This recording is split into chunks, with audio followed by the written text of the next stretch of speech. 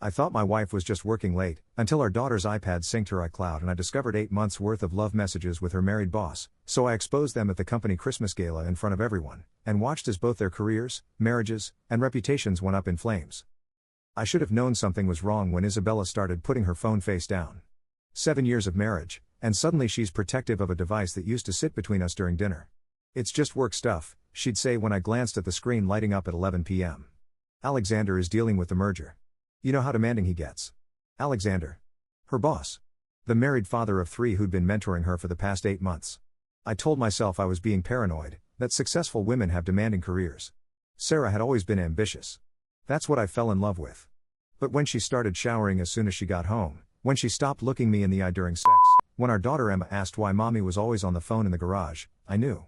We'd built something real together. 7 years, a mortgage, joint bank accounts, a 6-year-old who had my eyes and Isabella's stubborn streak. Isabella used to wake up before me just to make my coffee the way I liked it.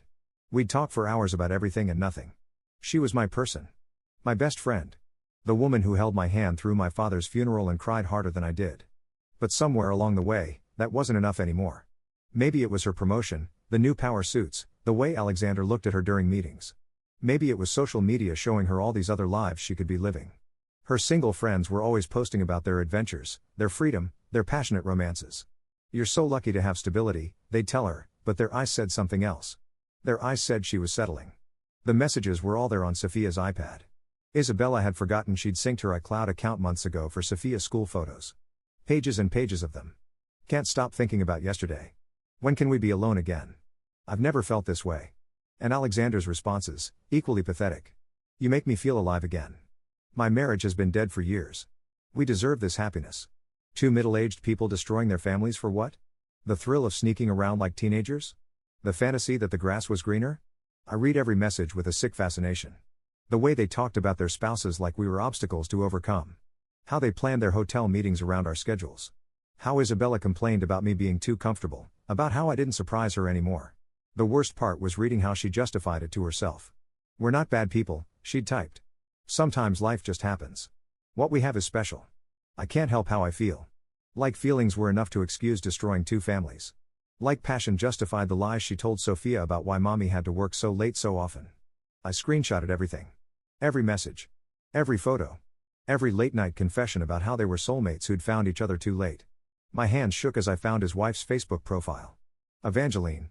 Pretty blonde woman with 3 young kids, always posting about family game nights and Alexander's work achievements. Posted photos of their Disney vacation just last week, everyone smiling and matching Mickey ears. The company Christmas gala was that Saturday. Isabella spent 2 hours getting ready, curling her hair the way she used to for our anniversary dinners.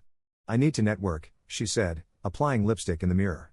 Spouses aren't really expected at these work things. You understand, right? I kissed her goodbye and told her I loved her. She barely looked at me. Then I sent Evangeline every screenshot, along with a simple message. I thought you should know what your husband has been doing with my wife. I'm sorry to be the one to tell you, but they've been having an affair for 8 months. These are their messages. My phone stayed silent until 12:47 a.m. Then Isabella called, screaming, crying, begging me not to ruin everything over what she called a moment of weakness. I hung up and turned off my phone. The fallout was immediate and nuclear. Evangeline had confronted Alexander at the gala in front of half the company's executive team. Partners, clients, board members, all watching as a woman in a cocktail dress held up her phone and read their messages aloud. Is this the merger you've been working so hard on, Alexander? With Isabella Chen from marketing? By Monday morning, both Isabella and Alexander were fired. The company had a strict morality clause about workplace relationships, especially between supervisors and subordinates. HR called it a clear violation of professional boundaries and company values. Isabella's 8 years of building her reputation, her corner office, her team of 12 people, gone in one meeting. She moved in with her sister within a week. I filed for divorce and primary custody before she could even find a lawyer. The evidence was overwhelming. Text messages planning hotel meetups while Sophia was at soccer practice. Photos they'd sent each other. Restaurant receipts from places she'd told me she was eating alone. The judge took one look at the documentation and awarded me primary custody with supervised visitation until Isabella could prove she was in therapy. Sophia doesn't understand why mommy only comes on weekends now. Doesn't understand why mommy cries every time she drops her off. Doesn't understand why all her friends' parents look at mommy differently at school pickup. 6-year-olds aren't supposed to learn that people who love you can lie to your face for months. Alexander's wife cleaned him out completely. House, kids, savings, 401k, she took everything. He's living in a studio apartment near the airport, working at some startup for a third of his previous salary. Nobody in the industry wants to touch him. Word travels fast when you blow up your career for an affair. Isabella can't find work anywhere. Her references won't return calls. Her networking contacts have dried up. She's waitressing at a chain restaurant, coming home with sore feet and grease stains, barely making enough to cover her studio apartment rent. The woman who used to give presentations to Fortune 500 executives is asking people if they want to make that a combo meal. They tried to make their great love work for about 2 months after everything exploded. Turned out removing the secrecy and forbidden fruit aspect made their relationship feel pretty ordinary.